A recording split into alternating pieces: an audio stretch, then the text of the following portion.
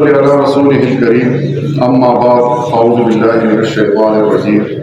بسم الله الرحمن الرحيم محترم استادان صاحبان او زما خوبو ګلالو بچو تاسو ته پته ده چې نن تاسو چټیانې کېدونکې دي دا ورځې خو راځي دا چټیانې هم راځي او دا هر څه راځي خو دې موقع مناسبت سره زه ستاسو په ذهن کې څه خبرې اچول غواړم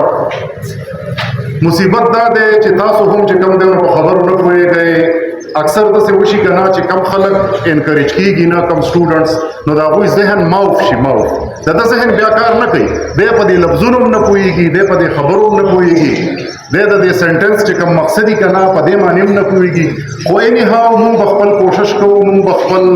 فریاد کوو مونږ به ستاسو زړه ته اپیل کوو چېرې تاسو زما څه خبرې واورئ ګوره بچو دا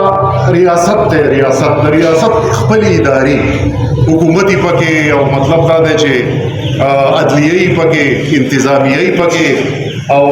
لکه مطلب اوس په نن سبا دور کې چې کوم دی نو میډیا پکې د دې پکې ډېر اهم رول دی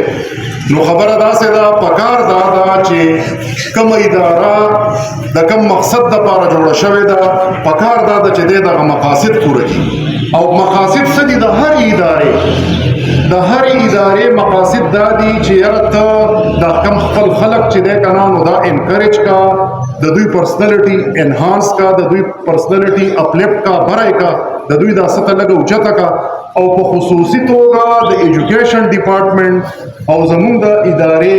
د سکول او د کالج او د یونیورسټي مقصد دا دی چې دا سټوډنټس او زموږ دا کم نوی نسل چې دی دا کم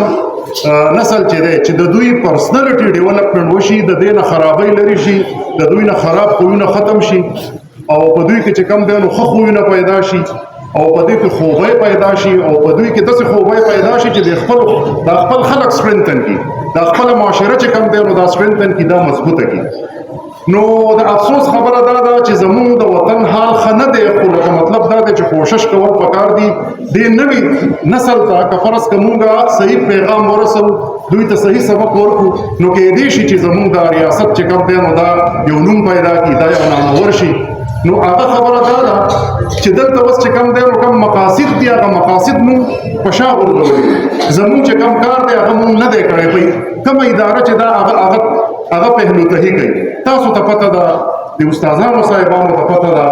چې هر سړی لګیا دی چې کوم دی خودغرضه دی لالچي دی د خپل لالچ دپاره کار کوي د اجتماعیت دپاره کار نه کوي هغه یو شعر چې کوم دی نو ما به بار بار وی هغه زه تاسو ته نن بیا وایم چې ګوره هر هغه علم هر هغه تعلیم چې د هغې مقصد خودغرضي د هغې مقصد لالچي د هغې مقصد دا نه وي چې یاره زما د قام دا بچي زما د قام دا خلک زما دا کومه کمیونټي زما معاشره لکه د دې خلکو د اخلاقیات دې اوچت شي دوی د نفسیاتي طور چې کم دی نو مضبوط شي په دوی کې د ایموشنل انټیلیجنس پیدا شي دا نه دی بلکې دا دی چې یاره زما کم غرض دی وړوکی غونته کې غرض دی لکه ما زه دې په سر باندې راغستی یم ما دا خپل هر څه هیر کړي دي نو ګوره یو خبره داسې ده که نه چې یو ځناور دی په دې غر کې چې کم دی ته شین بوټی ښکاري شین بوټی خو لکه دته دا ګړنګ نه ښکاري دی د نظر په دغه شین بوټي دی ګړنګ ته نه ګوري چې لاندې وغورځېږي دی ګړنګ ته نو ګوره دا خبره یاد ساتئ کم سړی چې لالچ کوي کم سړی چې خودغرضه دی کم سړی چې د قومي مفاداتو خیال نه ساتي دی به د دغې څاروي په شان دی د ده نظر چې په دې شین بوټي باندې دی دی به د دې ګړنګ نه غورځېږي خو دته دا پته نه لګي هغه حافظ الپورۍ چې کوم دی یو شعر ویلی دی ډېر ښه کیدای شي ما تاسو سره شیر کړی وي ما تاسو ته ویلی مې یو ځل به یې درته بیا ووایم چې رنګ دی د سړو دی رنګ دی د سړو دی خو خوی کې د چارپایانو رنګ دی د سړو دی خو خوی کې د چارپایانو او شین بوټی چینې د کمره په سر غړې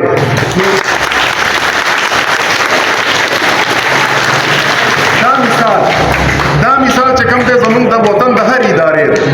لکه دې شین بوټی اینې خو دی د خپل ګوره بله یوه خبره دا ده چې ما په خپل ژوند کې ولیدل لکه زه چې اوس راتلم په دې لاره باندې نو په دې بایپاس باندې چې کوم دی څه هوټلې غورځېدې نو آیا زه کرټیکل تھنکر چې کوم دی هغه به څه کوي د هغه په ذهن کې به کوېسچن راځي زه چې تاسو ته وایم چې کریټیو شی او کرټیکل شی نو زما په ذهن کې اولنی کوېسچن دا راغلی چې یاره دا کله جوړېدې دا هوټلې دا ولې نه ورانې لکه مطلب تا اجازت ولې د دې خبرې ورکړې خو په هغه ټایم کې شین بوټی مطلب دا چې ځکه وای جوړوي ځکه چې شین بوټی دی دا شین بوټی میلاو شي زه په دغه څه دته ګړنګ مړنګ نه ښکاري خو ګوره یوه خبره دا یاد ساتئ هر هغه کس دا زموږ په موجوده وخت کې چې دا کم محفل دی دا کم اسمبلي ده او په دو کې هر څوک موجود دي نو ګوره دا خبره یاد ساتئ چې د ښو انجام ښه او د بدو انجام بدي او دا چې کوم دی نو ډېر زر پته لګي زما په ژوند کې ما د ډېرو خلکو د خرابو خلکو چې ډېر زیات په نشه کې وو ډېر په کمتراق کې وو ډېر په ټره پره کې وو ډېر په بدماشۍ کې وو ما د هغوی خراب انجام لیدلی دی دغه شانتې مونږ دې هم په دې خبره سوچ وکړو چې که نن فرض که زموږ سره څه اختیار دی نو چې د دې اختیار نه غلط پیدا اوچته نه کړو مونږ د دې ادارې او د دې بچو صحیح تعلیم او تربیت وکړو نو بس